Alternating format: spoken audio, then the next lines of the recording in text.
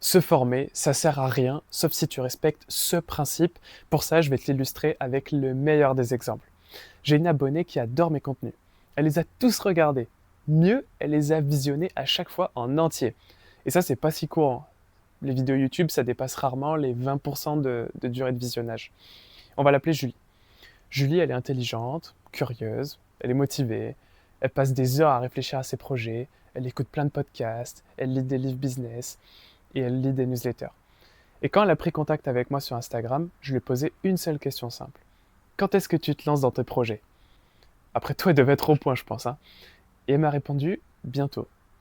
Il lui manquait encore quelques briques, comme se former à la chronobiologie, comprendre les mécanismes des biais irrécupérables, et puis la création de contenu aussi. Elle utilise Instagram, mais YouTube, ça la tente bien aussi comme projet. Bref, elle n'est pas prête. Mais la vérité, c'est que Julie, elle procrastine.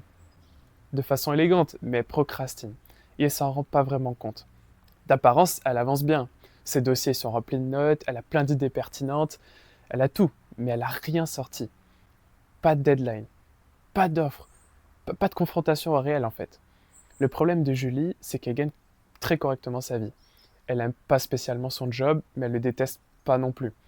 En fait, sa seule pression, c'est son envie d'essayer un jour quelque chose. Et en attendant, de continuer de se former. Je t'avoue que le modèle des formations sur YouTube, c'est très confortable. On consomme du contenu, pour les plus motivés, on fait même quelques exercices quand on est inspiré, et après on ferme l'onglet. Mais alors, qu'est-ce qui manque à Julie? Ce que la plupart des salariés et étudiants ambitieux ne comprennent pas, c'est que le savoir, c'est pas ça le privilège. Avant, les livres, ils étaient limités. Les experts, ils étaient rares. Et celui qui avait l'information, il avait un énorme avantage. Être prof, c'était hyper valorisé. Mais maintenant, il y a Internet, Google, Wikipédia, YouTube. La connaissance, elle est partout. Elle est abondante. Et le problème, c'est pas de trouver une information, c'est de la trier et de savoir à qui faire confiance. Alors forcément, les formations en ligne, elles ont prospéré dans cet espace. Elles promettent une méthode, une synthèse, un raccourci vers un résultat, et ça fonctionne très bien. Jusqu'à ce qu'il y ait ChatGPT. Là, l'information, elle est plus juste accessible. Elle est carrément instantanée. Tu fais une requête et tu condenses des heures de recherche en quelques secondes. Et on n'est qu'au début en plus. Donc avoir l'information, ça a plus autant de valeur qu'avant. Maintenant, ce qui compte, c'est la mise en application de la formation. C'est ça qui manque à Julie. C'est une deadline. Donne 3 ans à un doctorant pour qu'il rédige sa thèse, tu vas voir qu'il va mettre 3 ans. Tu lui donnes 3 mois, il va mettre 3 mois. C'est ce qu'on appelle la loi de Parkinson.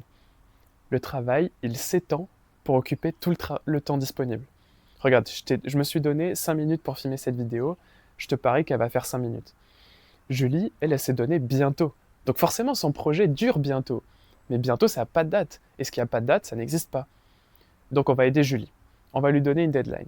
90 jours pour lancer son projet et accomplir en une semaine ce qu'elle accomplissait en un mois de travail. Qu'est-ce que ça changerait pour elle? Déjà, les 3 premières semaines, elle arrêterait de chercher ailleurs.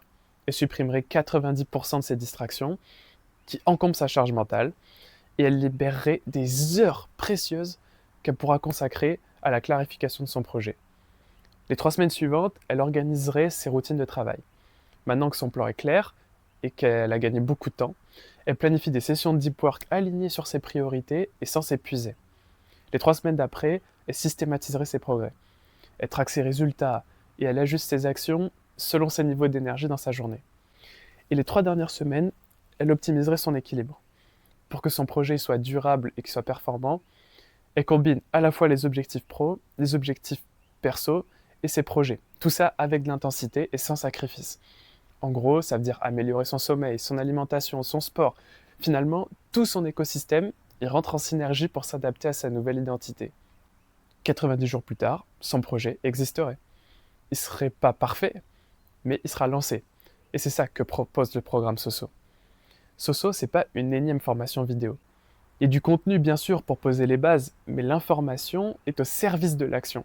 Parce que ce qui compte vraiment, c'est d'avoir chaque semaine des actions concrètes et me montrer chaque semaine ce que tu produis. Chaque semaine, je te donne du feedback. C'est vraiment l'outil pédagogique le plus puissant. Moi, je ne serai pas là pour te transmettre du savoir, mais plutôt pour te challenger, pour te poser des questions comme est-ce que là, ce que tu fais, c'est vraiment l'action la plus prioritaire? Et à la fin des 90 jours, quelque chose aura complètement basculé. Tu repartiras avec un quotidien qui te ressemble et qui te permet de réussir 3 vies en une. Julie n'a pas besoin d'informations. Elle a besoin de franchir cette barrière. Alors écoute-moi bien, si tu es un étudiant ou un salarié ambitieux et que tu veux accomplir en une semaine l'équivalent d'un mois de travail pour réussir 3 vies en une, clique sur le lien dans la description pour réserver un appel gratuit avec moi. Je ne sais pas pendant combien de temps ça va rester gratuit, alors profites-en vite.